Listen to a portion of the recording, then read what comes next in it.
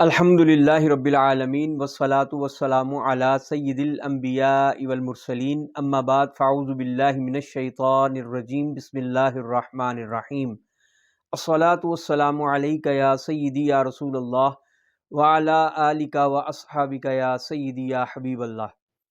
حمد و صلوات کے بعد معزز سامعین حضرات، السلام علیکم ورحمۃ اللہ وبرکاتہ۔ فارسی کا ایک مقولہ ہے کہ دروغ گو را حافظہ نہ باشد، کہ جھوٹا جتنا مرضی مکار ہو، فنکار ہو، بڑی بڑی باتیں کرنے والا ہو، چکنی چپڑی باتوں میں الجھانے والا ہو، لیکن یہ بات کنفرم ہے کہ اس کا حافظہ کسی کام کا نہیں رہتا۔ جھوٹا جو ہوتا ہے تو اس کا حافظہ کسی کام کا نہیں ہوتا۔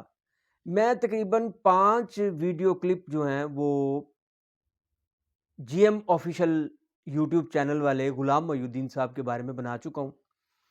ویسے میں نے کہا تھا کہ اگر وہ جواب نہ دینا چاہیں تو ان پہ کوئی پابندی نہیں ہے، لیکن وہ مسائل جو میں نے وہاں پہ بیان کیے تھے اور جس طرح میں نے مرزا محمد علی انجینئر کو بے نقاب کیا تھا اور ان سے تقاضا کیا تھا کہ آپ کو مرزا جیلمی کی ان خرافات پہ غصہ کیوں نہیں آتا، وہاں پہ آپ کو غیرت دینی کیوں نہیں آتی کہ جن باتوں پہ غیرت مندوں کو، دینی حمیت رکھنے والوں کو عقل کا تقاضا یہ ہے کہ اس کو غیرت آنی چاہیے۔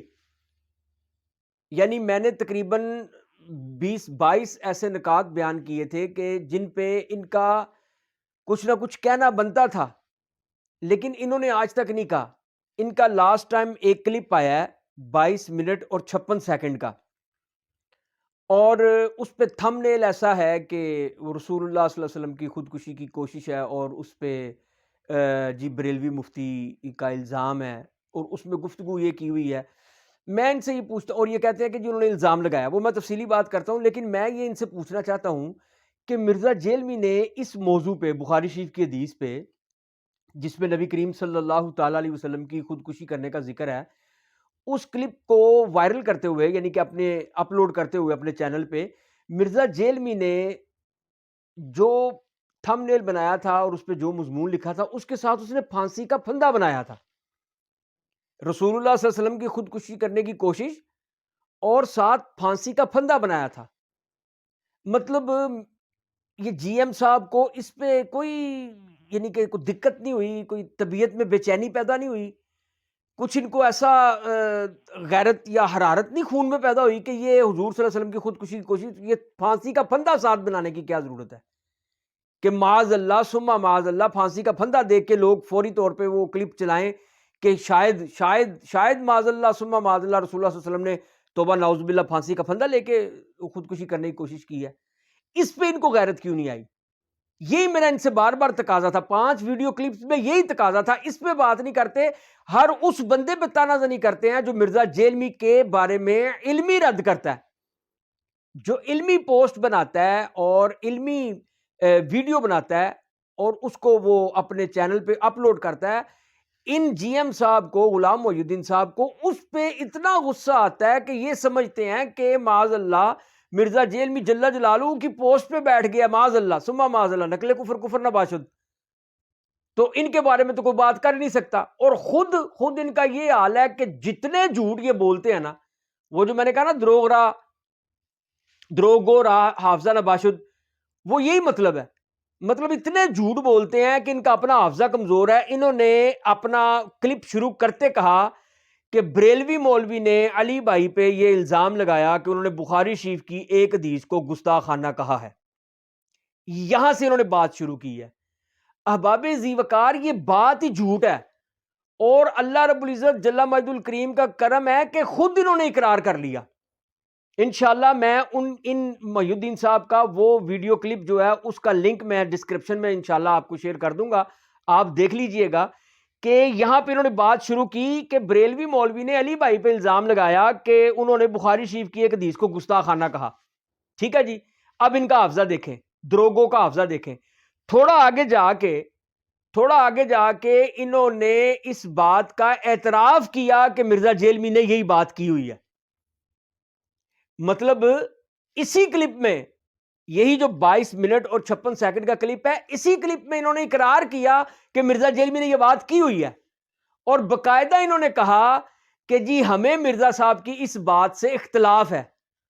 اب میں ان سے پوچھتا ہوں کہ اگر مرزا جیلمی نے یہ کہا ہے اور آپ کو اس سے اختلاف بھی ہے، تو پھر آپ نے یہ کیوں کہا کہ بریلوی مفتی نے ان پہ الزام لگانے کی کوشش کی ہے کہ وہ بخاری کی حدیث کو گستاخانہ کہتا ہے؟ مرزا جیلمی نے یہ بات کی ہوئی ہے، تبھی تو آپ کہہ رہے ہیں نا کہ ہمیں مرزا جیلمی کی اس بات سے اختلاف ہے۔ اور پھر آپ نے یہاں تک کہا کہ میں نے دلائل مرزا جیلمی کے سامنے رکھے تھے، اس نے باقاعدہ یہ اس بات کا اقرار کیا اور حامی بری کہ میں اس پہ ایک ویڈیو کلپ ریکارڈ کرواؤں گا۔ ابھی تک وہ ویڈیو کلپ آیا نہیں ہے، آئے گا نہ آئے بھاڑ میں جائیں۔ وہ کتنے مسائل کی تردید کرے گا، کتنے معاملات کی تردید کرے گا؟ مطلب آپ کو یہ کہتے ہوئے شرم نہیں آئی کہ آپ نے پہلے آتی فاتح منگولیت و مرزائیت حضرت علامہ مولانا مفتی راشد محمود صاحب رضوی دامت فیوزہم پہ آپ نے الزام لگا دیا۔ آپ نے کہا جی یہ تو بریلوی مفتی نے الزام لگایا، اور پھر آگے جا کے آپ نے خود کہہ دیا کہ جناب وہ تو اس نے یہ بات کی ہوئی ہے۔ اچھا جی، اس کے بعد آپ نے کہا وہی کا سلسلہ منقطع ہوا تو نبی علیہ السلام نے خود کو پہاڑ سے گرانے کی کوشش کی، اور مفتی صاحب نے یہ بتانے کی کوشش کی کہ اس حدیث میں بھی نبی کریم صلی اللہ علیہ وسلم کی گستاخی کا پہلو نکلتا ہے۔ بریلوی مفتی نے کیوں کہا کہ علی بھائی نے اس حدیث کو گستاخانہ کہا ہے؟ صرف اور صرف اپنے بابوں کو بچانے کے لیے۔ سارے جھوٹ۔ جب آپ خود اقرار کر رہے ہیں کہ مرزا جیلمی نے یہ بات کی ہے، تو پھر بریلوی مفتی کے کھاتے میں کیوں ڈال رہے ہیں؟ بھئی یہی چیز پڑھ کے، حدیث میں یہی چیز پڑھ کے تو اس نے کہا کہ اس حدیث سے تو گستاخی کا پہلو نکلتا ہے۔ ہمارے کسی ایک عالم کا ثبوت دے دیں، آپ ثبوت دے دیں کہ ہمارے کسی عالم نے کہا ہو کہ اس حدیث سے معاذ اللہ گستاخی کا پہلو نکلتا ہے۔ کسی سنی بریلوی عالم کا ایک کا بیان لا دیں، کسی معتبر مستند عالم دین کا لائیں بیان، لیکن قیامت کی دیواروں تک نہیں لا سکتے۔ آپ کے پاس جتنا ٹائم ہے نا، جتنا ٹائم آپ ریسرچ کرنا چاہتے ہیں کر لیں، آپ اس کا جواب نہیں لا سکیں گے کہ ہمارے کسی سنی بریلوی عالم دین نے یہ بات کی ہو کہ اس حدیث سے گستاخی کا پہلو نکلتا ہے۔ ہمارے علماء یہ کہتے ہیں کہ جس طرح تم ہمارے بزرگوں کی کتابوں سے کچھ واقعات کہ جن کی تعویل ہونی چاہیے، اور کچھ بے اصل واقعات جو کتابوں میں نقل ہیں، ضعیف ہیں یا کمزور ہیں یا من گھڑت ہیں، جو صوفیاء کی کتابوں میں شامل کر دیے گئے ہیں، تم ان کو گستاخانہ کہتے ہو۔ جو تو من گھڑت ہیں ان کو تو ہم کہتے ہی وہ تو ہیں ہی من گھڑت نا، ان پہ تو ان کی تو دفاع کرنے کی ضرورت ہی نہیں ہے۔ لیکن جو ضعیف ہیں یا جو قابل تعویل ہیں، اگر تم انہیں قابل تعویل نہیں سمجھتے بلکہ گستاخی سمجھتے ہو، تو پھر اس بات کا اقرار تو تم خود کر چکے ہو۔ ہم تو ان باتوں کا اقرار نہیں کرتے، ہم نہیں کہتے کہ وہ گستاخانہ ہے۔ جو قابل تعویل ہیں ہم ان کو گستاخانہ نہیں کہتے، لیکن تم تو اس حدیث کے بارے میں خود کہہ چکے ہو کہ یہ حدیث گستاخانہ پہلو نکلتا ہے رسول اللہ صلی اللہ علیہ وسلم کا۔ تو اب ہمارے علماء یہ تقاضا کرتے ہیں کہ اگر تم ان کتابوں میں سے کہتے ہو کہ جی توبہ کرو، جس طرح یہ جی ایم صاحب نے بھی آخر میں کہا ہے کہ جناب آپ اس طرح کریں کہ آپ ادھر ادھر تو دھرنے دیتے ہیں نا، مطلب ان کو دھرنوں پہ بھی اعتراض ہے۔ مطلب مذہبی جماعت اگر کوئی دھرنا دے تو دیکھیں ان کو اس پہ بھی اعتراض ہے۔ مطلب خود مرزا جیلمی پہ جو اعتراض کرے اس پہ بھی اعتراض ہے، جو مرزا جیلمی کے خلاف علمی مواد جمع کر کے گفتگو کرے اس پہ بھی اعتراض ہے، اور مذہبی جماعت اگر دھرنا دے اس پہ بھی اعتراض ہے۔ یعنی کہ پاکستان کے قانون کو اعتراض نہیں ہے، ان کو اعتراض ہے، اور مرزا جیلمی کی کسی بات پہ اعتراض نہیں ہے۔ یہ اس بات پہ اعتراض کیا اور وہ گول مول سی گفتگو کر کے کہ جی میں نے ان سے بات کی، اور وہ کہتے ہیں کہ جی ہم کلپ جو ہے نا وہ اپلوڈ کریں گے۔ ہمارے علماء یہ کہتے ہیں کہ اگر تم صوفیاء کی کتابوں میں گستاخیاں ثابت کرتے ہو تو یہ تو تم خود مان چکے ہو۔ آن ایئر پوری دنیا میں اس کا یہ کلپ نہیں موجود کہ اس نے کہا کہ نبی کریم صلی اللہ علیہ وسلم کی جو حدیث ہے جس کو ناصر الدین البانی نے صحیح کہا ہے، جو مشکات میں بھی ہے اور مسند امام احمد میں بھی ہے، کہ جو شخص اپنے جاہلیت کے فخر پہ نسب پہ فخر کرے، اسے کہو کہ اپنے باپ کا آلہ تناسل کاٹ کے اپنے منہ میں رکھے اور کنایا نہ کرنا، کنائے سے یہ بات نہ کہنا۔ اب یہ مرزا جیلمی کیا کہتا، وہ دیکھو جی یہ جس نے یہ بات ماننی ہے وہ بے ایمان ہو کے مرے، تو وہ کتابوں میں موجود ہے نا، تم نے نکلوائی ہے۔ بھئی ہمیں کہتے ہو کہ جو عبارت قابل تعویل ہے اس کی تعویل نہیں کرنے دیتے، کہتے ہو گستاخانہ ہے، چوک میں رکھ کے آگ لگاؤ، یہ پرنٹ ان کے نئے پرنٹ چھپواؤ جو ہم کو چھپوا رہے ہیں۔ بھئی ہماری کتابیں ہیں، یہاں تو نا ہماری کتابیں ہوں یا مصنف ہمارے ہوں، جن کتابوں کا تم نام لیتے ہو، ہشت بہشت کہتے ہو یا فوائد الفوائد کہتے ہو یا اور دیگر جتنی کتابوں کے نام لیتے ہو، کیا یہ کتابیں ہماری ہیں؟ کبھی آج تک ہم نے کسی ایک کتاب میں دکھاؤ کہ جس میں ہم نے کہا ہو کہ یہ ہاں ہماری کتابیں ہیں، کسی سنی بریلوی عالم کی لکھی ہوئی ہیں؟ اگر ہمت ہے تو دکھاؤ نا. جب تم دکھا ہی نہیں سکتے، کوئی اقرار نامہ ہمارا موجود نہیں ہے. اور یہ مرزا صاحب تو بھی مارکیٹ میں بھی نہیں آئے تھے، بلکہ میں سیدھی بات کروں گا کہ ابھی یہ اپنی ماں کے پیٹ میں بھی نہیں آئے تھے، تب سے یہ اعتراضات ہو رہے ہیں اور ہم جوابات دے چکے ہوئے ہیں. یعنی مرزا جیلمی صاحب نے کوئی نئی تحقیق کر کے تو یہ کوئی بڑی کوئی ورق گردانی کر کے اور عرق فشانی کے ساتھ انہوں نے کوئی یہ اعتراضات نہیں ڈھونڈے. اور خدا کے بندو، یہ اعتراض آج سے 100 سال 50 70 سال پہلے کے موجود ہیں. یعنی مرزا صاحب ابھی مارکیٹ میں تو کیا اپنی والدہ محترمہ کے پیٹ میں بھی نہیں آئے تھے جب سے یہ اعتراضات ہو رہے ہیں اور ان کے جوابات دیے جا چکے ہیں. لیکن جن کو شرم نہ ہو، جن کو حیا نہ ہو، وہ بار بار وہی بات، مکھی پہ مکھی مارنے والی، وہ وہی بات بار بار لے کے آئیں گے. تو یہی بات جناب نے کر دی، جی ایم صاحب نے. کہتے ہیں جی یہ اپنے بابوں کو بچانے کے لیے انہوں نے بریلوی مفتی نے الزام لگا دیا. خدا کے بندے، خود تو تم مان رہے ہو.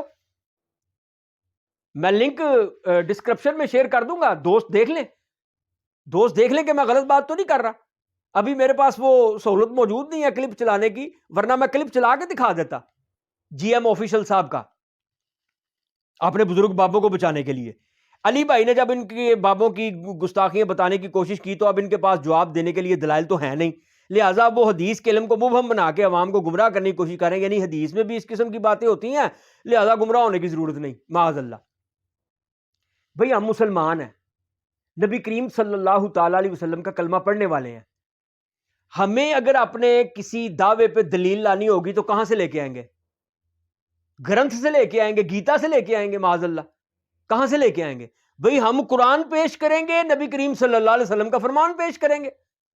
نبی کریم صلی اللہ علیہ وسلم کا فرمان پیش کرو، تم کہتے ہو اوے بابوں سے ملا دیا. او بابوں سے کس طرح ملا دیا؟ ہم یہ کہتے ہیں کہ بابوں کا جو عمل ہے وہ رسول اللہ صلی اللہ علیہ وسلم کی احادیث سے ثابت ہے. بابوں کا اگر کوئی عمل ہے جس کا ہم تحفظ کرتے ہیں، جس کا ہم دفاع کرتے ہیں، اس کی بات کر رہا ہوں. وہ عمل جو بابوں سے ثابت ہے اور جس کا ہم دفاع کرتے ہیں، وہ عمل قرآن مجید کی آیات پیش کرتے ہیں، ان سے ثابت ہے. اب تم کہتے ہو بابوں کو ملا، بابوں کو کیسے ملا دیا؟ مسلمان ہے، کہاں سے حوالہ دیں گے؟ قرآن و حدیث ہی دیں گے نا. قرآن کو کیا تم قرآن مجید کو منشور نہیں مانتے؟ رسول اللہ صلی اللہ علیہ وسلم کی ذات کو منشور یاد نہیں مانتے؟ لقد کان لکم فی رسول اللہ اسوۃ حسنہ، اس کا اقرار نہیں کرتے؟ تو حضور صلی اللہ علیہ وسلم کی سنن سے، حضور صلی اللہ علیہ وسلم کی احادیث سے اور قرآن مجید فرقان حمید کی آیات مقدسہ مطہرہ سے دلیل لائیں گے نا. اور کہاں سے لائیں گے؟ تم کہتے ہو نا قرآن بھی نہ پڑھو، حدیث بھی نہ پڑھو، تو کیا کرو؟ منطقی دلیل دو، عقلی دلیل دو جو ٹھک کر کے جا کے لگے. اور میں 1000 بار یہ بات کہہ چکا ہوں کہ آج اگر کسی آیت پہ یا حضور صلی اللہ علیہ وسلم کی کسی حدیث پہ آج کا کوئی بندہ ایسا فہم بیان کرے کہ جو آپ کی عقل کو عاجز کر دے، آپ کی عقل کو معاف کر دے، آپ کے دانتوں کو، زبان کو دانتوں کے اندر بند کر دے، آپ کے ہونٹ سیے جائیں، آپ کے پاس جواب نہ ہو، یار یہ کیسی منطق ہو، کیا مزے کی لاجک پیش کی ہے کسی حدیث یا آیت پہ، تو سب کچھ ہونے کے باوجود، لاجواب ہونے کے باوجود بھی میں اپنی عوام، دوست، احباب سے، مسلمان بھائیوں سے کہتا ہوں کہ اس پہ بکنا نہیں، اس پہ پھسلنا نہیں. کیوں؟ وہ اس لیے کہ آج کوئی کسی آیت یا حدیث کی شرح یا تفسیر اپنی منطق، لاجک سے یا اپنے ذہن سے یا عقل سے بیان کرے گا اور آپ کو لاجواب کر دے گا، تو وہ جو اجماع امت چلا آ رہا ہے اس آیت پہ، اس حدیث پہ، جو امت کے اکابرین کا، مجتہدین کا، مفسرین کا، محدثین کا جو عمل چلا آ رہا ہے، وہ کس کھاتے میں جائے گا؟ اس کو کہاں لے کے جائیں گے؟ اگر وہ ساری 14 صدیوں کے امت کی اجماع کو چھوڑ کے، فہم کو چھوڑ کے اس نئے بندے کی بات کو مانیں گے جس نے آپ کو لاجواب کر دیا ہے، تو کل کو کوئی اور آ جائے گا، وہ آ کے آپ کو کہے گا لے میں تجھ کو اس سے اچھی توجیہ پیش کرتا ہوں، میں تجھے اس کی اچھی تفسیر بیان کرتا ہوں، اچھی تشریح بیان کرتا ہوں، پھر اس کو چھوڑ کے اس کو پکڑیں گے. تو پرسوں کوئی اور آ جائے گا. اور یہ آ رہے ہیں، یہ آپ کے سامنے آج تک آ رہے ہیں اور آتے رہیں گے، یہ قیامت تک آتے رہیں گے. ایک ہاتھ میں قرآن پکڑا ہوگا، ایک میں حدیث پکڑی ہوگی، مرزا جیلمی کی طرح. قرآن بھی دکھائیں گے، حدیث بھی دکھائیں گے، آیات بھی پڑھیں گے، احادیث بھی پڑھیں گے، لیکن ان پہ فہم اپنا بیان کریں گے. اور اگر کوئی کہے گا کہ تم نے گستاخی کر لی تو اس کو کیا کہیں گے؟ رٹا رٹایا جواب، یار اگر میں نے گستاخی کی ہے تو میں نے تو قرآن مجید کی آیت پڑھی ہے، میں نے تو حدیث پڑھی ہے، او خدا، تو تم اس کو بھی گستاخی کہہ دو، تم اس کو بھی غلط کہہ دو. تو ہم کہیں گے خدا کے بندے، قرآن کی آیت بھی غلط نہیں ہے، نبی کریم صلی اللہ علیہ وسلم کی حدیث بھی غلط نہیں ہے، وہ بالکل درست ہے، 100% حق پہ ہیں، لیکن اس پہ تم نے جو استدلال کیا ہے، جو شیطانی فہم لاگو کیا ہے، اس کو ہم قابل قبول نہیں سمجھتے اور نہ ہی ہم اس کو قبول کرتے ہیں. یہ ہے اصل موقف اہل سنت و جماعت کا. یہ کہہ دینا کہ جی میں نے بخاری کی 6229 پڑھی ہے، میں نے بخاری کی 6220 پڑھی ہے، میں نے تو مسلم شریف کی پڑھی ہے، میں نے تو بخاری کی فلاں حدیث پڑھی ہے، فلاں حدیث پڑھی ہے، تو پھر امام بخاری کو بھی کہہ دو کہ وہ بھی گستاخ تھے. امام بخاری نے وہ موقف بیان نہیں نہ کیا جو تم کر رہے ہو. حدیث کا جو جھگڑا تم بیان کر رہے ہو امام بخاری نے نہیں کیا، امام مسلم نے نہیں کیا، کسی امام نے نہیں کیا جو فہم تم بیان کرتے ہو. 14 صدیوں میں کسی نے نہیں کیا، اجماع کسی سے بھی نہیں ثابت کسی بات کا بھی. ہاں اگر کوئی ایک آدھا بندہ ایسی بات کرے کہ جو امت کے اجماع سے ہٹ کے ہو، وہ کتنا بھی بڑا کیوں نہ ہو، کتنا بھی بڑا کیوں نہ ہو، صحابہ سے بڑا تو نہیں نہ ہو سکتا. صحابہ کرام علیہم رضوان کے بعد والا بندہ صحابہ کرام کا مقام بیان کرے گا کہ میں سمجھاؤں صحابہ کا کیا مقام ہے، میں فیصلہ کروں گا کہ صحابہ کا سٹیٹس کیا ہے. صحابہ کا سٹیٹس یا رب تعالیٰ بیان کرے گا یا رب تعالیٰ جل وعلا کا رسول جناب محمد مصطفیٰ صلی اللہ تعالی علیہ وسلم بیان کریں گے.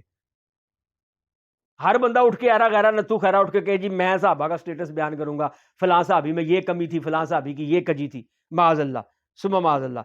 بہرحال کہتا جی حدیث کے علم کو، یہ جی ایم صاحب کہتے ہیں جی حدیث کے علم کو مبہم بنا کر عوام کو گمراہ کرنے کی کوشش کرتے ہیں، یعنی حدیث میں بھی اس قسم کی باتیں ہوتی ہیں لہذا گمراہ ہونے کی ضرورت نہیں. یعنی کہ اس کے کہنے کا مطلب یہ ہے کہ بریلوی مفتی یہ کہتے ہیں کہ جس طرح احادیث میں، جس طرح ہمارے بابوں کی کتابوں میں گستاخیاں لکھی ہوئی ہیں نا، مبہم باتیں لکھی ہوئی ہیں، تو یہ تو حدیث میں ہی ہے. بریلوی مولوی یہ کرتے ہیں کہ حدیث میں بھی ایسا ہے، نہیں، ایسا بالکل بھی نہیں ہے.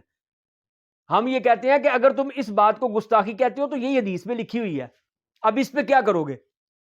جس طرح کہتے ہو صوفیاء کی کتابوں میں چوک میں رکھ کے جلاؤ، تو وہ جو حضور نبی کریم صلی اللہ علیہ وسلم کی حدیث مسند امام احمد میں ہے اور مشکات شریف میں ہے کہ نبی کریم صلی اللہ علیہ وسلم نے فرمایا جو اپنی جاہلیت کے نسب پہ فخر کرے اور دیکھے قربان جائیں رسول اللہ صلی اللہ علیہ وسلم کے علم غیب پہ جو رب تعالیٰ جل وعلا نے انہیں عطا کیا، کہ اس نے اس حدیث پہ گند بکا اور کہا کہ جو یہ حدیث کو مانے وہ اپنا ایمان برباد کرے. اور ناصر الدین البانی نے اس کی تحکیم کی ہوئی ہے، حکم لگایا ہوا کہ یہ حدیث صحیح ہے. تو اب ہوا یہ کہ اس نے اپنے منہ سے اقرار کیا کہ ہم منگولوں کی اولاد ہیں. منگول وہی ہیں جنہوں نے تہاڈے بابے وڈے ہوئے نے، ٹھیک ہے. اور جب بعد میں اس سے پوچھا گیا، اس نے کہا کہ میں نے تو وہ فخریہ نہیں کہا تھا، میں نے تو ایک ویسے بات کی تھی. نہیں، یہ جو کہہ رہا میں منگولوں کی اولاد ہوں، یہ مسکین ہو کے، یعنی کہ یہ مسکین ہونا ثابت کیا اس نے کہ میں بڑا مسکین ہوں، یتیم ہوں، فقیر ہوں، غریب ہوں، میری تو کوئی اوقات نہیں ہے. منگولوں کی اولاد ہے. منگول کیا تھے؟ 2.5 کے آدمی تھے، نہ پیسہ تھا، نہ حکومت تھی، نہ کچھ تھی. کیا اس لیے کہا تھا میں منگولوں کی اولاد؟ ایسا کون کہتا ہے؟ کبھی فقیر کے پتر نے بھی ایسا کہا میں فقیر دا پتر، منگن والے دا پتر ہاں؟ وہ کہتا ہے اس طرح فخر سے؟ اس نے کہا ہم منگولوں کی اولاد ہیں. اور اس پہ ترا یہ اس نے کہا کہ وہی جس نے تمہارے بابے بڑے ہوئے ہیں، اولیاء اللہ، جس نے تمہارے ولی جن کی گردنیں اتاری ہوئی ہیں، گاٹے لائے انہیں جنہ دے. اب اس سے پوچھے نا کہ وہ کون سے اولیاء اللہ مارے ہوئے ہیں انہوں نے، منگولوں نے؟ کوئی پوچھ کے بتائے. او منگولوں سے بڑھ کے تم سے بڑھ کے، تم منگول ہو نا، تم کہتے ہو ہم منگول ہیں، تم سے بڑھ کے منگولوں کا وہ کتا غیرت والا تھا کہ جب ایک عیسائی راہب نے، ایک عیسائی پادری نے رسول اللہ صلی اللہ علیہ وسلم کے بارے میں زبان کتابیں اٹھا کے دیکھ لو، تفاسیر کی، تواریخ کی کتابیں اٹھا کے دیکھ لو، اس میں لکھا ہوا ہے، سیرت کی کتابیں اٹھا کے دیکھ لو کہ اس کتے نے جا کے اس کا نرخرا پکڑ لیا جس نے حضور صلی اللہ علیہ وسلم کی گستاخی کی، حضور کے بارے میں ہلکے الفاظ استعمال کیے، منگولوں کے کتے نے. تو منگولوں کا کتا منگولوں کی اس اولاد سے تو بہتر ہوا نا کہ اس نے غیرت کھائی رسول اللہ صلی اللہ علیہ وسلم کے نام پہ. تو آج جو صحابہ کرام کے جھگڑے بیان کرے، جو صحابہ کرام کے مشاجرات کو دین و ایمان کہہ کے بیان کرے، کہتا ہے میں اپنے دل پہ پتھر رکھ کے حضرت امیر معاویہ کو رضی اللہ تعالیٰ عنہ کہتا ہوں. کائنات میں ایسا شخص بھی کوئی ہے کہ جو اہل سنت بھی کہلائے، مسلمان بھی کہلائے اور صحابی رسول بھی مانے اور ان کو رضی اللہ تعالیٰ عنہ بھی کہے، اور پھر کیا کہے کہ میں دل پہ پتھر رکھ کے کہتا ہوں؟ تو نہ کہہ بھئی، تو نہ کہہ، تیری مجبوری ہے نا، تجھے کہنا پڑے گا. تو رضی اللہ تعالیٰ عنہ بھی کہتا ہے اور اس کے ساتھ ساتھ ان کے بارے میں گندی باتیں بھی کرتا ہے. ان کے بارے میں بکواسات بھی بکتا ہے، ان کے بارے میں وہ تہمتیں لگاتا ہے کہ جو کسی حدیث سے ثابت نہیں ہے، اور ضعیف حدیث ان کے بارے میں پڑھ کے تو اس کو صحیح ثابت کرنے کی کوشش کرتا ہے، اور ہماری وہ کتابیں جن میں من گھڑت باتیں لکھی ہوئی ہیں ان کے بارے میں تو کہتا ہے اس کو صحیح مانو، ہم کہتے ہیں اس کی سند پیش کرو، تو کہتا ہے نہیں اس کو صحیح مانو، اور جو صحیح احادیث ہیں یا حسن درجے کی احادیث ہیں اس کے بارے میں تو کہتا ہے کہ یہ حدیث ٹھیک نہیں ہے۔ اندازہ کریں، یہ حدیث ٹھیک نہیں ہے۔ تو کتابوں کے بارے میں، جو کتابیں صوفیاء کی کتابیں ہیں، ان میں صوفیاء کی کتابوں میں جو کچھ لکھا ہوتا ہے اس کو محفوظ کرنے کے لیے یا اس کے بارے میں اتنی تگ و دو نہیں کی جاتی، سند کا خیال نہیں کیا جاتا، صوفیاء کی باتیں لکھ دی جاتی ہیں۔ تو احادیث کے بارے میں تو پوری نقد جرح تعدیل ہر چیز دیکھی جاتی ہے، اسماء اور رجال والے سارا کچھ دیکھ چھان پٹک کر کے پھر احادیث نقل کرتے ہیں۔ اگر پھر بھی کوئی ضعیف نکل آئے، اگر تم اس کو گستاخی کہتے ہو، اس حدیث کو تم نے کہا ہے، ہمارے کسی عالم نے نہیں کہا، جی ایم صاحب کو میرا چیلنج ہے کہ وہ بتائیں کہ ہمارے کس عالم نے کہا کہ اس حدیث سے گستاخانہ پہلو نکلتا ہے۔ یہ مرزا جیلمی نے کہا ہے، اور آپ نے اسی کلپ میں آپ نے اقرار کیا۔ ہم مرزا جیلمی سے کہتے ہیں کہ اگر تم اس حدیث کو کہتے ہو کہ اس میں سے گستاخانہ پہلو نکلتا ہے، تو امام بخاری نے جب اس کو نقل کیا اپنی کتاب میں، تو بتاؤ کہ انہوں نے کیا سمجھ کے کیا کہ یہ حدیث سے گستاخانہ پہلو نکلتا ہے یا حدیث ٹھیک ہے، یہ پہلو نکلتا ہے؟ یہ بتاؤ، یہ تمہارے ذمے ہے کہ انہوں نے اس حدیث کو نقل کرتے ہوئے کیا سوچا تھا اور کیا ذہن بنایا تھا۔ اگر وہ کہتے ہیں، اگر تم کہو کہ جی وہ انہوں نے تو یہ اس کو گستاخانہ پہلو سمجھ کے، تو پھر انہوں نے تردید کیوں نہیں کی؟ یہ جواب تمہارے ذمے ہے۔ اچھا جی، بریلویوں نے جو گستاخیاں کی ہیں، علی بھائی نے متعدد کلپس میں ان پہ بات کی ہے۔ مثال کے طور پہ یہ جی ایم صاحب کہہ رہے ہیں جی مثال کے طور پہ چشتی رسول اللہ بہت بڑی بات ہے، یعنی اپنے بزرگ کے نام کا کلمہ ہی پڑھوا لیا۔ شبلی رسول اللہ گستاخانہ خواب نقل کیا امام ابو حنیفہ سے منسوب کر کے کشف المحجوب کے اندر، کہ نبی، اور گستاخانہ خواب حضرت امام اعظم ابو حنیفہ کی طرف سے کہ وہ نبی کریم صلی اللہ علیہ وسلم کی ہڈیاں چن رہے ہیں۔ اچھا جی، اب دیکھیں، کہتا جی مثال کے طور پہ وہ جو گستاخیاں ہیں نا جو ان کی کتابوں میں لکھی ہوئی ہیں، اس میں مرزا جیلمی صاحب نے متعدد کلپ بنائے ہیں۔ سب سے بڑی بات یہ ہے کہ بزرگوں نے اپنے نام کا کلمہ پڑھا لیا، چشتی رسول اللہ۔ ہم تو بارہا چیلنج کر چکے ہیں، تمہیں بارہا چیلنج کر چکے ہیں کہ جب معین الدین چشتی اجمیری رحمۃ اللہ تعالی علیہ حیات تھے، کیا وہ خود کو چشتی کہلواتے تھے؟ اس کا جواب دینا چاہیے نا تمہیں کہ نہیں دینا چاہیے؟ مطلب تم اعتراض کر رہے ہو نا، تو ہم اس اعتراض پہ تم سے سوالات کر سکتے ہیں نا، تمہارے دعوے کی توضیح تنقیح کروانا تمہارے ذمہ ہے نا۔ تو ہم تم سے پوچھ سکتے ہیں نا کہ بھائی یہ جو تم بات کر رہے ہو کہ یہ جی چشتی رسول اللہ، ہم تو کہہ رہے ہیں یہ کتاب ہماری نہیں ہے، ہمارے کسی سنی عالم دین نے، کسی بریلوی عالم دین نے نہیں لکھی ہوئی۔ تمہارے پاس اس کتاب کی کوئی سند ہے، وہ سند لے آؤ، اور سند اگر معین الدین چشتی اجمیری تک جاتی ہو اور ہم نہ مانے تو پھر ہم مجرم ہیں، پھر ہم بھاگ رہے ہوں گے۔ جب ہمارے علماء نے کہہ دیا کہ چشتی رسول اللہ کلمہ کفری ہے، اس کا پڑھنا تو دور کی بات ہے، اس کا سوچنا بھی حرام ہے، ایمان ہی نہیں رہے گا اس بندے کا جو چشتی رسول اللہ پہ یقین رکھے گا۔ تو یہ تو عام، یہ میں عام بندہ ہوں نا، عام عوام میں چلے جائیں، مطلب تمہاری تو اتنی یعنی کہ وہ باغیں کھلی ہوئی ہیں کہ تم کیا کرتے ہو کہ تمہارے سٹوڈنٹ جا کے ویڈیو بناتے ہیں، ہمیں کہتے ہیں جی دیکھو جی چشتی رسول اللہ، شبلی رسول اللہ، دیکھو جی گستاخانہ خواب، جی کشف الموجوب، اور پھر تمہارے سٹوڈنٹ کیا کرتے ہیں اور تم ان کو اپریشیٹ کرتے ہو۔ مرزا جیلمی کے سٹوڈنٹ کیا کرتے ہیں، جاتے ہیں اور جا کے کہتے ہیں کہ رسول اللہ صلی اللہ علیہ وسلم کو ایک گالی دے دو، جننے پیسے کہو گے تن دے دیں گے، اور عورتوں کے پاس جا کے پوچھ رہے ہو، ظالم آدمی۔ قرآن نے عورت کے بارے میں کیا کہا ہے؟ کمزور ہے، اس کی 2 کی گواہی ہوتی ہے، مرد کی 1 کی گواہی ہے، اور اس کے برابر عورت ہوگی تو 2 گواہیاں، تاکہ ایک کمزور پڑ جائے دوسری اس کو دلاسا دے، اگر ایک بھول جائے تو دوسری اس کو تسلی دے۔ عورت کی عقل پیچھے ہے، اس کی چوٹی کے پیچھے ہے، وہ دی گت دے پیچھے وہ دی عقل ہے، تسی عورت تو جا کے پوچھتے پہ ہو، اتنے ظالم آدمی ہو تم۔ کیا یہ مسلمان کو زیب دیتا ہے کہ وہ جا کے یہ کہے کہ جی دیکھو ہمارے مسلمانوں کا ایمان کتنا مضبوط ہے، اے جی ذرا رسول اللہ صلی اللہ علیہ وسلم نو گالاں تے کڈنا ہاں، ذرا جنہیں پہ کہو گے معاذ اللہ ثم معاذ اللہ استغفر اللہ۔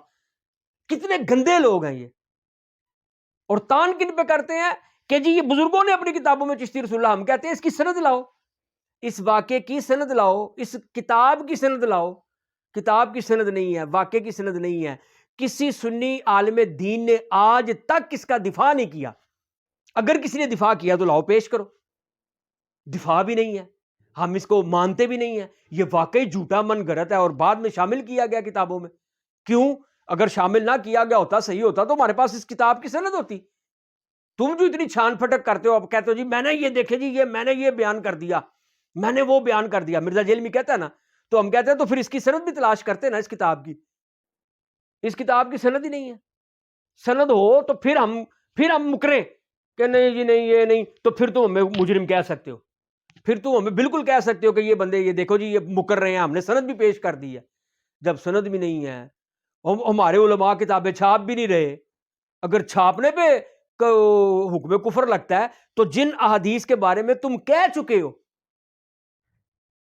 مشکات کی اور مسند امام احمد بن حنبل کی جس حدیث کے بارے میں تم کہہ چکے ہو کہ یہ اس کو مان کے تو اپنا ایمان برباد کرنے والی بات ہے، تم نے آج تک اس کے بارے میں کیا کیا؟ کتنے دھرنے دیے ہیں بھئی؟ یہ جو اتنا لمبا کلپ جو جی ایم نے 22 منٹ اور 56 سیکنڈ کا بنایا ہے، اس نے کتنے دھرنے دیے ہیں آج تک؟ ان باتوں پہ مرزا جیلمی کو کیوں نہیں پکڑا؟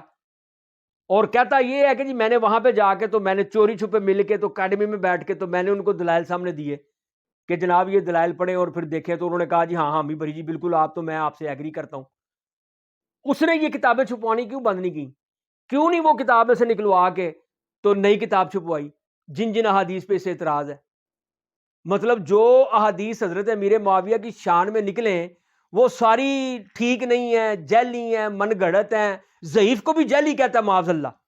کائنات کے کسی بھی محدث نے اتنی گندی بات نہیں کی کہ ضعیف حدیث کو جعلی کہا ہو، تو یہ ان کو جعلی کہتا ہے.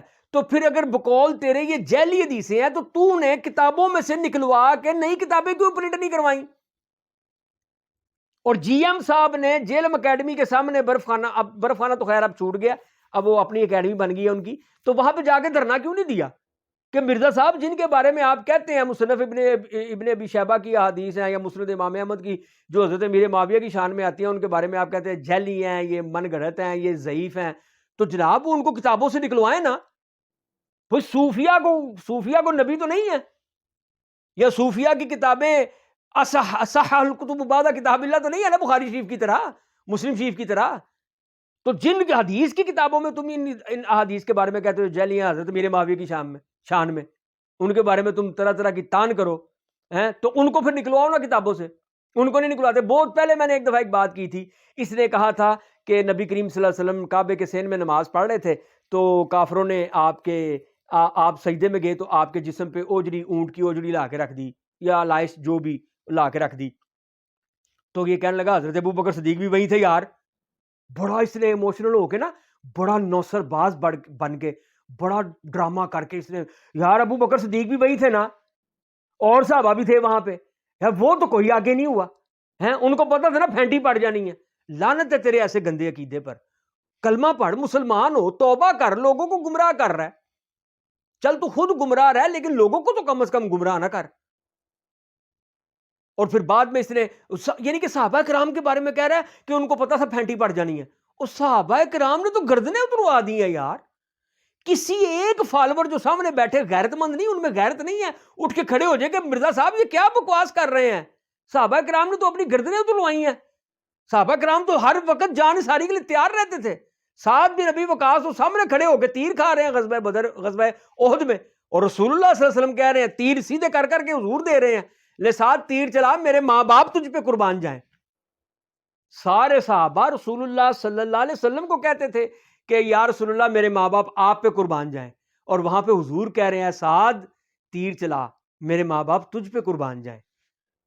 تو وہ سامنے کھڑے ہوئے، یا رسول اللہ آپ کے سر کے سامنے میرا سر ہے، آپ کی چھاتی کے سامنے میری چھاتی ہے، آپ کی رانوں کے سامنے میری رانے ہیں، آپ کے پیٹ کے سامنے میرا پیٹ ہے، بے فکر رہیے، تیر آئیں گے میں کھاؤں گا، شل ہو گیا ہاتھ. صحابہ کرام علیہم الرضوان تو جانیں قربان کرنے کو تیار تھے. وہ کہتے تھے مجھے پھانسی دینے لگے ہو، میں یہاں پہ یہ بھی برداشت نہیں کرتا کہ مجھے پھانسی لگ جائے اور رسول اللہ صلی اللہ علیہ وسلم کے پاؤں میں کانٹا بھی چبھے. کیسی غلیظ سوچ کے مالک ہو تم، جن کو پھینٹی پڑ جانی تھی نا. اس لیے جو ہے نا انہوں نے وہ آگے نہیں ہوئے، اور پھر سیدہ فاطمہ تو زہرا رضی اللہ تعالیٰ عنہ نے آگے اتاری. اب بات یہ ہے کہ اس واقعے کے وقت حضرت عبداللہ ابن مسعود موجود تھے، حضرت ابو بکر صدیق موجود ہی نہیں تھے. اور پھر بعد میں اس نے ایک کلپ بنایا، جب اس کو نشاندہی کی گئی، اس نے اس کلپ میں اقرار کیا، اس نے کہا کہ جی مجھ سے غلطی ہوئی تھی، ابو بکر صدیق وہاں پہ موجود نہیں تھے اور میں نے ابو بکر صدیق کا نام لے لیا. ٹھیک ہے، تو تصحیح کر دی نا. اب وہ جو کلپ جاری ہوا ہے، جو اس کا کلپ بنا ہوا ہے، اس میں سے تو وہ جملہ نہیں نکالا کہ ابو بکر صدیق بھی تھے، ان کو پھینٹی پڑ جانی تھی. رجوع تو اس بات سے کرنا چاہیے تھا کہ پھینٹی سے ڈرنے والے نہیں تھے. وہ الطاف سے انحالی نہیں کہنا کبھی پانی پینے پلانے پہ جھگڑا، کبھی گھوڑا آگے بگانے پہ جھگڑا. یعنی یہ وہ قوم تھی کہ پانی پینے پلانے، جانوروں کو پانی پینا پلانا نا، اس پہ جھگڑا ہو گیا تو پھر نسل در نسل ان کی لڑائیاں ہو رہی ہیں. اور اگر ریس بھی لگائی ہے، گھوڑا آگے چلا گیا، ظاہر ہے ایک جیتے گا، ایک باقی ہاریں گے. تو ہارنے جیتنے پہ بھی ان کی جنگیں ایسی ہوتی تھی قبیلوں کی کہ کئی کئی سال نسل در نسل چلتی رہتی تھی. عرب کی تاریخ اٹھا کے پڑھ لیں. تو حضرت عبداللہ ابن مسعود رضی اللہ تعالیٰ عنہ یہ نہیں چاہتے تھے کہ قبیلے کی جنگ چھڑ جائے، قبیلوں کی جنگ چھڑ جائے، قبیلوں کی جنگ چھڑ جائے. اور اس سے اگر بالفرض سیدہ فاطمہ الزہرا رضی اللہ تعالیٰ عنہ تشریف نہ لاتی تو کیا حضرت عبداللہ ابن مسعود کھڑے ہو کے تماشا دیکھتے رہتے؟ کیا تم یہ حضرت عبداللہ ابن مسعود سے یہ ایکسپٹ کرتے ہو کہ حضور نے تو ان کو معلم امت کا ہے؟ حضور صلی اللہ علیہ وسلم نے تو ان کو معلم امت کا ہے، تو حضور نے بھی معلم امت بنا دیا کہ جس کو پھینٹی کا ڈر تھا، جو حضور صلی اللہ علیہ وسلم کے سامنے آ کے کھڑا نہیں ہو سکتا تھا. اور ظالموں اتنا ظلم تو نہ کرو. اب میرے کہنے کا مقصد یہ ہے کہ وہ کلپ موجود ہے آج بھی. ٹھیک ہے، دوسرے کلپ میں اس کی وضاحت موجود ہے. اس نے رجوع کیا. کیا اس نے وہ کلپ ڈیلیٹ کیا یا وہ جملہ ایڈٹ کر کے اس کو ختم کیا؟ نہیں کیا نا. اگر کوئی کل کو کوئی اعتراض کرے، کوئی بندہ اعتراض کرے کہ جناب یہ مرزا صاحب آپ نے بڑی غلط بات کی ہے، آپ نے ابو بکر صدیق رضی اللہ تعالیٰ عنہ کو بھی شامل کر لیا ہے، جبکہ حضرت ابو بکر صدیق تو وہاں پہ تھے ہی نہیں. تو یہ کہے گا جناب میرا فلاں فلاں فلاں فلاں نمبر کا کلپ دیکھ لو، یہاں پہ لکھو، وہ سامنے آ جائے گا، اس میں نے اس سے رجوع کیا ہوا ہے. ٹھیک ہے. اسی طرح احادیث ہیں، اسی طرح صوفیاء کی کتابیں ہیں، ان میں جو بات ناقابل برداشت ہے جو یا قابل تردید ہے، اس کی تردید علیحدہ کر دی گئی ہے. اور یا یہ کہہ دیا گیا کہ ان کتابوں سے یا ان جملوں سے ہمارا کوئی تعلق نہیں، اور جو جملے قابل تعویل ہیں ان کی تعویل کر دی گئی ہے، وہ کسی دوسری کتاب میں مل جائیں گے. کتابیں ہم مولوی ہم کو نہیں چھاپتے، کتابیں پرنٹنگ پریس والے چھاپتے ہیں. اور جو اعتراض تم نے ان پہ کرنا ہے وہ پھر ان احادیث کی کتابیں چھاپنے والوں پہ بھی ہوگا جن کے بارے میں تم کہتے ہو کہ یہ احادیث ان میں جعلی ہیں اور یہ ٹھیک نہیں ہے اور یہ من گھڑت ہیں اور یہ دور کی کتابوں سے لے آئے. اتنا ظالم آدمی ہے مرزا جیلمی، اتنا ظالم آدمی ہے کہ اگر اپنی حدیث اپنے مقصد کے لیے کوئی حدیث بیان کرنی ہو نا تو مصنف ابن ابی شیبہ کو کہے گا کائنات کی اس سے عظیم کتاب ہی کوئی نہیں ہے. یہ وہ کتاب اس کے زمین و آسمان کے کلابے ملا دے گا. کیوں؟ کہ اس میں سے اپنے دعوے پہ دلیل دینی ہے. اور جب اگر کوئی حضرت امیر معاویہ یا مغیرہ بن شعبہ یا صحابی رسول کی شان میں کوئی حدیث وہاں پہ بیان کریں گے نا تو کہے گا اتنی دور کی کتابیں لے آئے ہو، بخاری مسلم موجود نہیں ہے. دیکھیں کتنا ظالم آدمی ہے. بھئی نبی کریم صلی اللہ تعالی علیہ وسلم نے یہ کہا کہ میری حدیث آگے پہنچاؤ، قرآن کی آیت آگے پہنچاؤ. حضور صلی اللہ علیہ وسلم نے یہ تو نہیں کہا کہ بخاری و مسلم کو آگے پہنچاؤ. حضور صلی اللہ علیہ وسلم اور دین کا تقاضا یہ ہے کہ حضور صلی اللہ علیہ وسلم کی احادیث آگے تک پہنچنی چاہیے. یہ نہیں حضور نے فرمایا، یہ تو شرط رکھ دی ہے اس نے کہ بخاری مسلم کہتا ہے، تقریباً ہر دوسرے تیسرے کلپ میں کہتا ہے کہ ہمارے لیے تو بخاری مسلم جو ہے نا وہ فرسٹ پرائورٹی جو ہے نا وہ بخاری مسلم ہے. تو حضور صلی اللہ علیہ وسلم کی حدیث لینی ہے کہ حدیث بخاری لینی ہے؟ حضور کی حدیث تو کہیں سے بھی ملے، صحیح سند کے ساتھ ملے. اگر اس میں کوئی ضعف بھی ہوگا تو اس کی مطابقت میں دیگر احادیث مل جائیں گی، دیگر شواہد مل جائیں گے، دیگر کتب میں سے کوئی سند اور مل جائے گی. اگر نہیں ملے گی تو جو ضعیف ہے وہ ضعیف ہے اور جو من گھڑت ہے وہ من گھڑت ہے. یہ کوئی آج فیصلہ ہونا ہے کہ یہ من گھڑت ہے؟ یہ تو پہلے ہو چکے فیصلے. آج کو فیصلہ کرے گا یہ مرزا جیلمی جیسا بندہ فیصلہ کرے گا کہ جناب یہ حدیث میں نے یہ تحقیق کی ہے کہ یہ حدیث میرے تجزیے اور میرے. تم کیا ہو؟ ہم نے تو نہیں کبھی کسی کتاب میں پڑھا کہ میرے نزدیک. بڑے سے بڑے بھی آئے ہیں، انہوں نے بھی یہی کہا ہے. اندا ابی حنیفہ، امام ابو حنیفہ کے نزدیک، امام شافعی کے نزدیک، امام ابو حنیفہ کے نزدیک، امام مالک کے نزدیک، امام احمد بن حنبل کے نزدیک. اور انہوں نے بھی اگر اصول میں ضروریات دین میں بات کی ہے تو انہوں نے بھی یہ نہیں کہا، امام ابو حنیفہ نے بھی نہیں کہا کہ میرے نزدیک. انہوں نے کیا کہا ہے؟ رسول اللہ صلی اللہ علیہ وسلم کے صحابہ کے نزدیک یہ مسئلہ یوں ہے. انہوں نے صحابہ کی پیروی کی ہے، محمد عربی صلی اللہ علیہ وسلم کی اتباع کی ہے، ان کی اطاعت کی ہے. تم آج 15ویں صدی میں جم کے تو یہ کہو کہ جی وہ میں یہ کر رہا ہوں تو میں وہ کر رہا ہوں. اچھا جی چشتی رسول اللہ، شبلی رسول اللہ، یہ ضعیف، من گھڑت، ضعیف نہیں من گھڑت، کوئی سند نہیں. کبھی ہم نے اس کا اقرار نہیں کیا، کبھی ہم نے اس کو مانا نہیں ہے. کوئی ایک مائی کا لال دفاع لا کے دکھائے، ایک دفاع لا کے دکھائے کہ کسی ہمارے کسی عالم دین نے یہ دفاع کیا ہو کہ چشتی رسول اللہ یا شبلی رسول اللہ. اچھا اس نے یہ بھی کہا، اس نے کہا جی جب اس طرح کی یہ باتیں پیش کرتے ہیں نا تو یہ کہتے ہیں کبھی یہ جو سنی ہے نا کبھی ان کو شتیہات کہتے ہیں، کبھی کہتے ہیں کہ ایک خاص حالت میں ایسا کلام ان سے وارد ہوتا ہے لہذا ان جملوں پر پکڑ نہیں ہوتی. پکڑ کیوں نہیں ہوتی؟ اب انشاءاللہ پکڑ ہوگی، یہ جی ایم صاحب کہہ رہے ہیں. تو میں ان سے گزارش کرتا ہوں کہ جھوٹ جو ہے نا جھوٹ کے پیر نہیں ہوتے. مطلب شبلی رسول اللہ یا چشتی رسول اللہ یا داتا گنج بخش علی اجمیری رحمۃ اللہ تعالیٰ نے جو حضرت امام اعظم ابو حنیفہ رحمۃ اللہ تعالیٰ کے بارے میں جو خواب بیان کیا ہے، کیا یہ باتیں بیان کرتے ہوئے کسی عالم نے کہا کہ یہ شتیہات ہیں اور ایک خاص حالت میں ہو جاتی ہیں اور ان پہ گرفت نہیں ہوتی؟ لعنت اللہ علی الکاذبین. اتنا جھوٹ انسان کو نہیں بولنا چاہیے کہ لوگوں کو گمراہ کرو، لوگوں کو بدزن کرو اور فرقہ ناجیہ سے بدزن کرو، مسلک حق اہل سنت و جماعت سے بدزن کرو.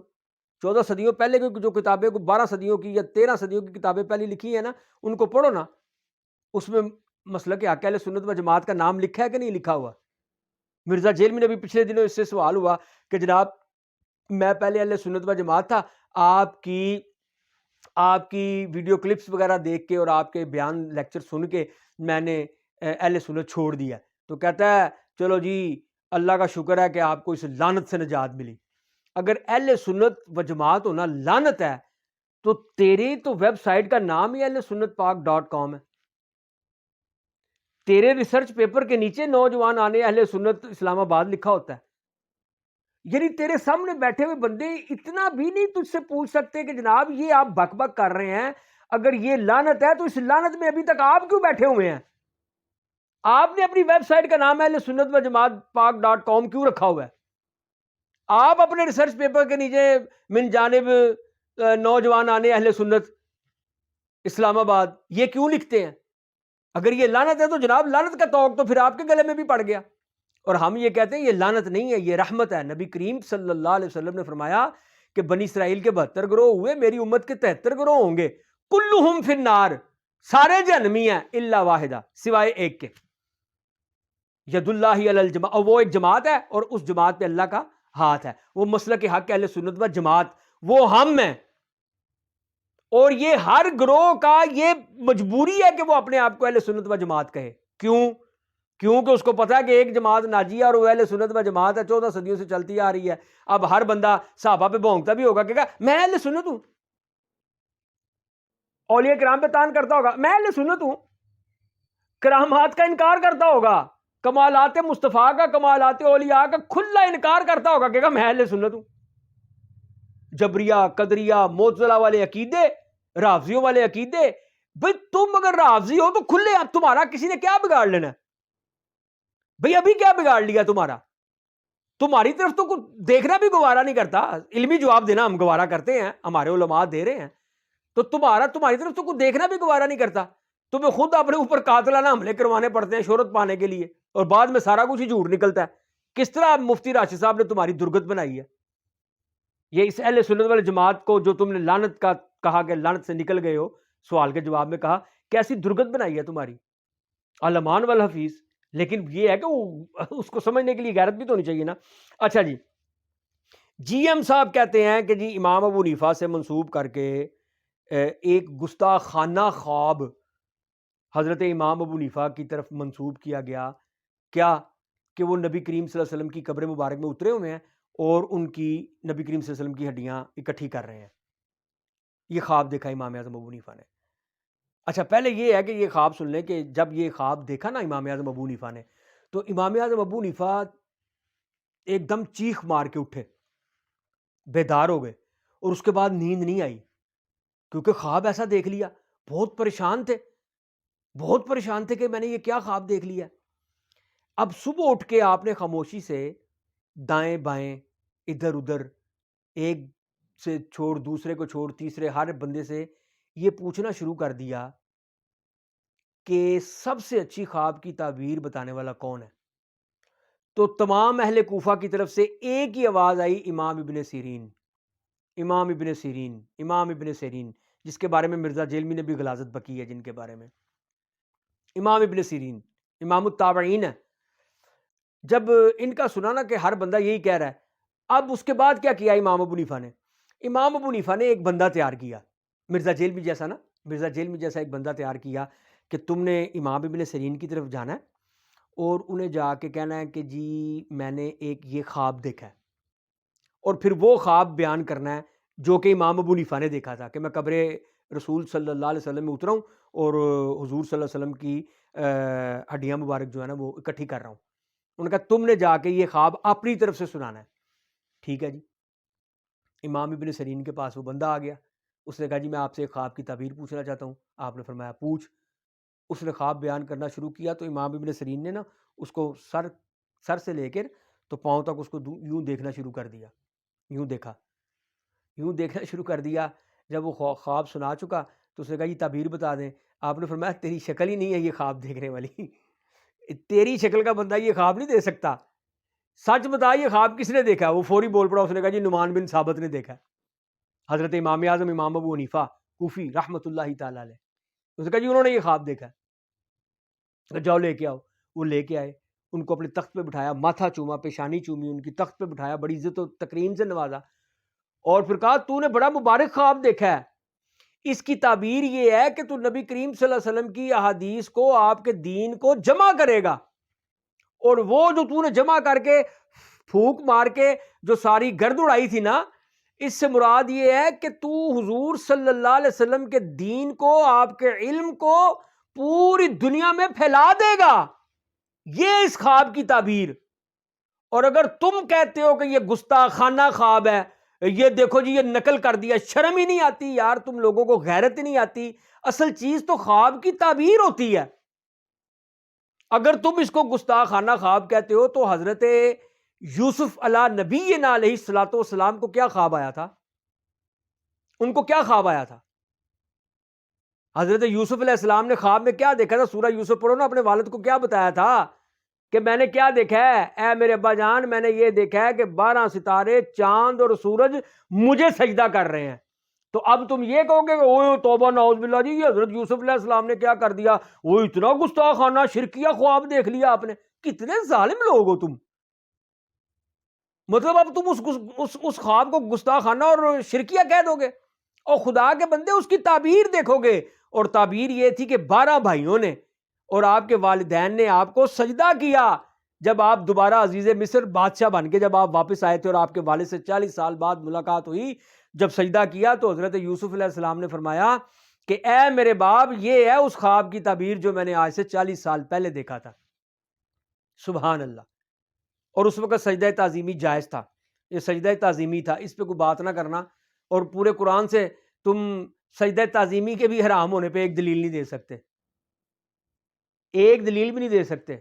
یہ الحمدللہ اہل سنت و جماعت کا وصف ہے کہ وہ ہر بات کے دلائل کے ساتھ جواب دیتے ہیں اور اسی کو اپنا سرمایہ سمجھتے ہیں۔ اچھا، اس کے بعد اس نے کہا جی علی حجویری رحمۃ اللہ تعالی علیہ نے ایک سکینڈل نقل کیا نبی کریم صلی اللہ علیہ وسلم کا، اس پہ کبھی غیرت نہیں آئی۔ مطلب یہ بات کرتے ہوئے لوگ کہتے ہیں یار تم سخت بولتے ہو، یار تم لوگ بڑے سخت بولتے ہو، دلائل سے بات کی، دلائل تو دے رہے ہیں لیکن یہ باتیں سن کے خون میں حرارت پیدا ہوتی ہے، غصہ آتا ہے، جذبات قابو میں نہیں رہتے۔ وہ سکینڈل آپ کسے کہتے ہیں؟ آپ کو پتہ ہے نا، عوام کو تو پتہ ہے نا اس بات کا، سکینڈل کسے کہتے ہیں؟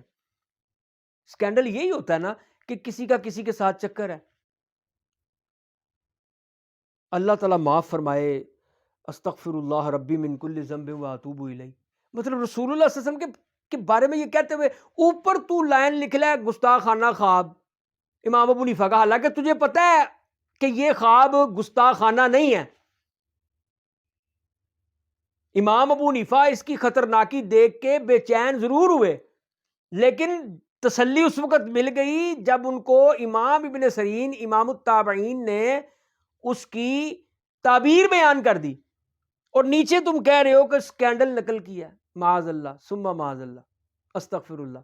اور وہ سکینڈل کہتا ہے وہ بیان کیا سکر اور صحف ثابت کرنے کے لیے، اپنے بابوں کا نا سکر اور صحف ثابت کرنے کے لیے. اچھا میں غلام محی الدین سے جی ایم آفیشل والے سے میں درخواست کروں گا کہ ایک چھوٹا سا کلپ بنا کے، اگر نہیں بنانا کوئی بات نہیں، یہ جو میرا کلپ یہاں پہ اپلوڈ ہوگا نا اس کے نیچے کمنٹ کر دے کہ داتا صاحب رحمۃ اللہ تعالی علیہ المعروف علی حجویری، انہوں نے کشف المحجوب میں سکر کی اور صحب کی کیا تعریف لکھی ہے. یہ صحب، یہ اصل میں مرزا جیلمی کے چیلے جو ہیں وہ منگولی، وہ اتنے پڑھے لکھے نہیں ہیں. وہ صحب کو وہی سجدہ صحب والا صحب سین ہا اور واؤ سمجھتے ہوں گے، یہ ہے صاد ہا نہیں، ہا حلوے والا، جس پہ تم اعتراض کرتے ہو کہ جی یہ سنی مولوی حلوائی کھاتے رہتے ہیں، یعنی کہ حلال چیز بھی تم لوگوں کو پسند نہیں ہے، وہ حلال چیز بھی کھائے نا اس پہ بھی تمہیں اعتراض ہے. ہا حلوے والا، واو صاحب صاحب صاحب صحب نہیں جی، سکر صحب. صرف اتنا بتا دو کہ داتا صاحب رحمۃ اللہ تعالی نے سکر اور صحب کی کیا تعریف کی ہے اس میں، صرف اتنا بتا دو. اور تم کہتے ہو کہ جی یہ سکینڈل بیان کیا.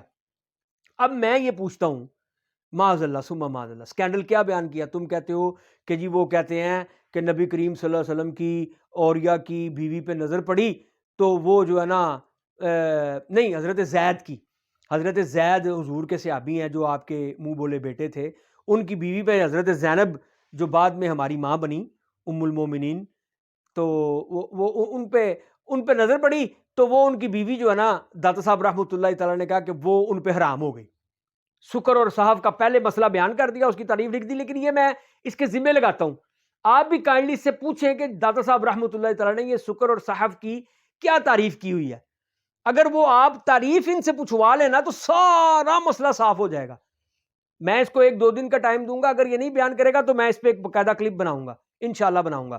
اچھا اب مسئلہ یہ ہے کہ سکینڈل معاذ اللہ، کہتے جی وہ نظر پڑ گئی، دیکھو جی حضور نبی کریم صلی اللہ علیہ وسلم کی نظر پڑ گئی، جی غیر عورت پہ نظر پڑ گئی حضور صلی اللہ علیہ وسلم کی، یہ سکینڈل ہے، یہ سکینڈل ہے.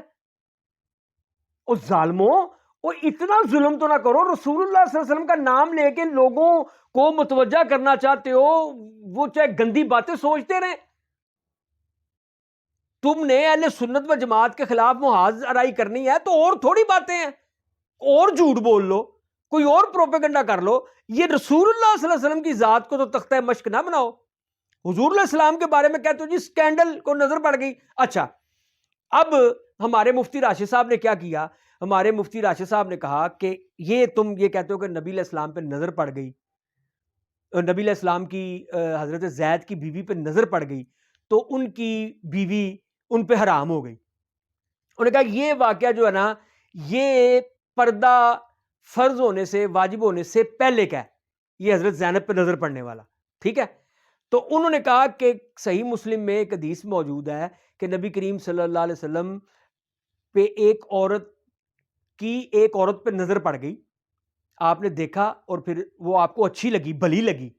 احادیث موجود ہیں اور آپ گھر تشریف لائے، آپ اپنی زوجہ محترمہ کے پاس گئے اور اپنی حاجت پوری کی، حاجت پوری کر کے غسل کر کے آپ باہر تشریف لائے اور آپ نے آ کے فرمایا کہ اگر تمہارے ساتھ ایسا معاملہ ہو، حدیث کا مفہوم پیش کر رہا ہوں، تو تم اپنی بیوی کے پاس جاؤ تاکہ تمہارے ذہن میں جو خیال آیا غیر عورت کا وہ تمہارے ذہن میں سے نکل جائے. نبی کریم صلی اللہ علیہ وسلم نے یہ طریقہ امت کو دیا، ٹھیک ہے. اچھا اب یہ واقعہ ہمارے مفتی راشد صاحب نے فرمایا کہ یہ واقعہ پردہ واجب ہونے کے بعد کا ہے.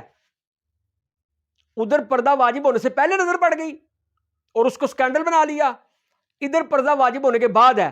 اگر تمہارے نزدیک وہ گستاخی ہے تو یہ بھی گستاخی ٹھہرے گی کہ نہیں؟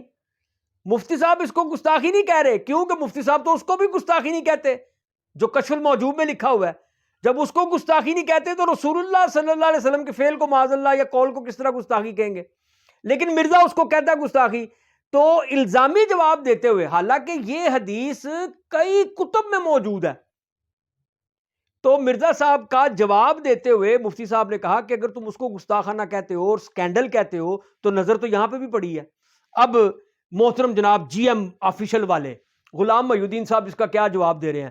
کہتے ہیں کوئی شرم کرو، یہ تم اس واقعے کو اس واقعے کے ساتھ ملا رہے ہو، یہ کوئی واقعہ ہے؟ ہاں، اگر نظر پڑنے سے وہ جو حضور نبی کریم صلی اللہ علیہ وسلم اپنی زوجہ محترمہ کے پاس تشریف لے گئے نا، اگر نظر پڑنے سے وہ عورت بھی اپنے خاوند پہ حرام ہو جاتی نا، تو پھر ہم کہتے ہیں کہ جی اب یہ ٹھیک ہے، اس حدیث کے مقابلے میں یہ پیش کر کے اب ٹھیک کیا انہوں نے۔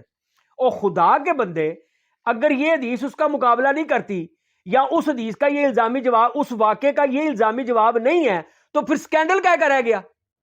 بھئی تم تو اس کو سکینڈل کہہ رہے ہو نا نظر پڑنے کو، تو نظر تو یہاں پہ بھی پڑی ہے، اصل چیز تو یہ ہے جس کو سکینڈل تم کہہ رہے ہو، اور سکینڈل کس چیز کا نام ہے؟ بھئی نظر پڑنے کو کہہ رہے ہیں جی وہ دیکھو جی دادا صاحب نے سکینڈل بنا دیا جی، یہ مرزا جیل بھی یہی کہہ رہا ہے، سکینڈل سکینڈل سکینڈل۔ اور شرم نہیں آتی رسول اللہ صلی اللہ علیہ وسلم کے بارے میں اتنی گندی بات کرتے ہوئے تمہیں کہ سکینڈل بنا دیا؟ اگر وہ سکینڈل ہے تو یہ بھی سکینڈل ہے، تم کہتے ہو نہیں جی وہ حرام ہوگی تو پھر واقعہ سیم ہو جائے گا، تو نظر پڑنا یا تو کہہ دو کہ اس واقعے میں جو دادا صاحب رحمۃ اللہ نے بیان کیا اس میں نظر پڑنا سکینڈل نہیں ہے، بیوی کا حرام ہونا سکینڈل ہے، یا تو یہ کہو تو بیوی کا حرام ہونا یہ سکینڈل کیسے ہو گیا؟ یہ سکینڈل کیسے ہو گیا؟ کیا وہ حضور صلی اللہ علیہ وسلم کے نکاح میں نہیں آئی سیدہ زینب؟ اور یہ کتنی کتابوں میں یہ حدیث اور اس سے کھلے الفاظ میں بیان کی گئی ہیں۔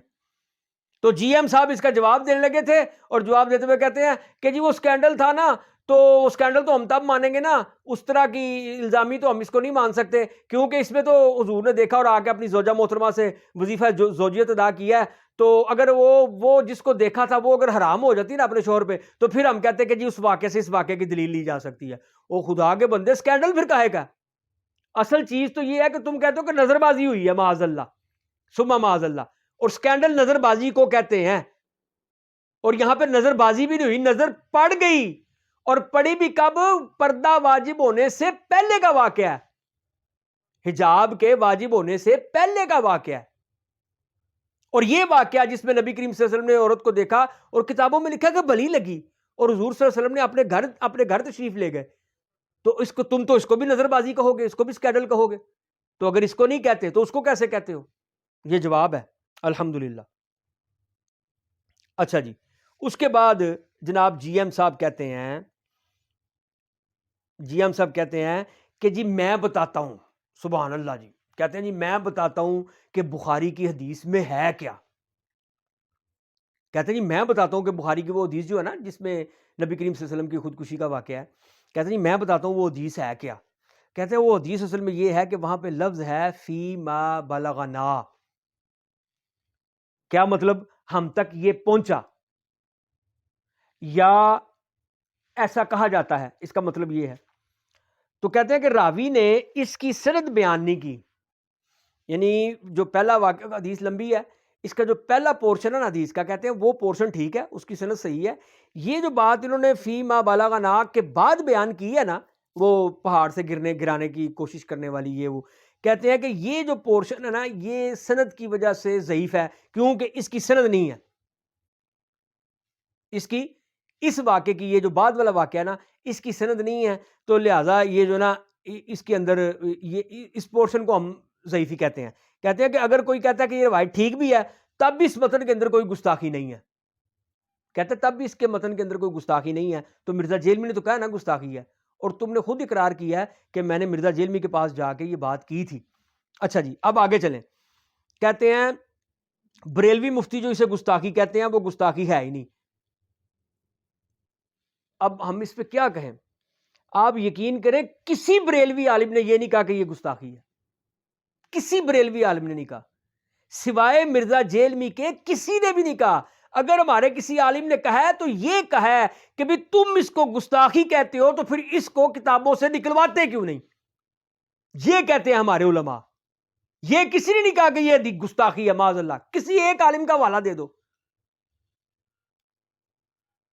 کہتے ہیں کہ یہ بریلوی مولوی تو اس لیے کہتے ہیں گستاخی کہتے ہیں کہ ان کے بابے بچ جائیں، ہم گستاخی کہتے ہی نہیں بھئی، ہم تو گستاخی کہتے نہیں، گستاخی تو مرزا جیلمی کہتا ہے۔ کہتے ہیں وہ بابے جب بچیں گے جب حدیث میں گستاخی ثابت ہوگی، حدیث میں تو گستاخی ہے ہی نہیں۔ ہم کہتے ہیں کہ لاؤ کوئی ایک محدث، کوئی ایک ہمارا عالم، کوئی ایک مستند یا معتبر عالم دین لاؤ کہ جس نے یہ کہا ہو کہ یہ اس میں کوئی گستاخی ہے۔ اب اس کے آگے یہ کیا کہہ رہا ہے؟ اس کے آگے یہ کہہ رہا ہے کہ قرآن مجید میں اللہ تعالیٰ سورہ یوسف میں یوسف علیہ السلام کا ایک واقعہ بیان کرتا ہے جس میں یوسف علیہ السلام ایک آزمائش میں پڑ گئے. اللہ نے کہا اس عورت نے یوسف کا قصد کیا اور یوسف علیہ السلام بھی اسی کا قصد کر لیتے اگر نشانی نہ دیکھ لیتے, برہان نہ دیکھ لیتے. اس واقعے کو بخاری شریف سے ملائیں گے تو اب یہ واضح ہوگا کہ گستاخی نہیں ہے. ٹھیک ہے جی, اب بات سمجھ گئے ہیں. اب اس کے کہنے کا مطلب یہ ہے کہ جبریل امین علیہ السلام جب حضور صلی اللہ علیہ وسلم اپنے آپ کو پہاڑ سے گرانے کی کوشش کرتے تھے بقول راوی حدیث کے, تو جبریل امین ان کے سامنے آ جاتے تھے. یہ اس نے بھی یہ کہا ہے کہ جی اگر آپ اس واقعے کو بخاری کی حدیث سے ملا کے پڑھیں نا تو آپ کو واضح ہوگا کہ گستاخی نہیں ہے. کیا مطلب؟ مطلب یہ کہ حضور علیہ الصلوۃ والسلام کا پہاڑ سے گرانے کی کوشش خود کو کرنا گستاخی نہیں ہے. کیوں؟ وہ اس لیے کہ جس طرح سورہ یوسف میں حضرت یوسف علیہ السلام بھی قصد کر لیتے اگر وہ اللہ کی دلیل کو, اللہ کی نشانی کو, اللہ کی برہان کو نہ دیکھتے. تو کہتا ہے اسی طرح حضور صلی اللہ علیہ وسلم بھی قصد کر لیتے اگر جبریل امین کو اپنے سامنے نہ دیکھ لیتے. جبریل امین آپ کے سامنے آتے تھے اور کہتے تھے آپ پریشان نہ ہو, اگر وہی کو دیر ہو گئی ہے, اگر وہی نہیں آئی تو اللہ نے کوئی قطع تعلق نہیں کر لیا, آپ پریشان نہ ہو, آپ اللہ کے سچے رسول ہیں. کہتے ہیں جس طرح رسول اللہ صلی اللہ علیہ وسلم نے برہان دیکھ لی, یعنی جبریل امین نے آ کے کہہ دیا کہ آپ اللہ کے سچے رسول ہیں, نبی کو کبھی یہ گمان ہی نہیں ہوتا کہ وہ اللہ کا سچا رسول ہے یا نہیں. نبی شک میں نہیں پڑتا. اتنے ظالم اور اتنے چوچے نہ بنو, لوگوں کو گمراہ کرنے کی کوشش نہ کرو. نبی کو یہ وہم ہوا ہی نہیں کبھی کہ میں اللہ کا سچا رسول بھی ہوں کہ نہیں. اگر نبی کو یہ وہم ہو گیا تو سارا کچھ, سارا چیز, ہر چیز تو وہم میں پڑ گئی. اللہ کے نبیوں کو یہ وہم نہیں ہوتا. یہ بات ہی تمہاری غلط ہے.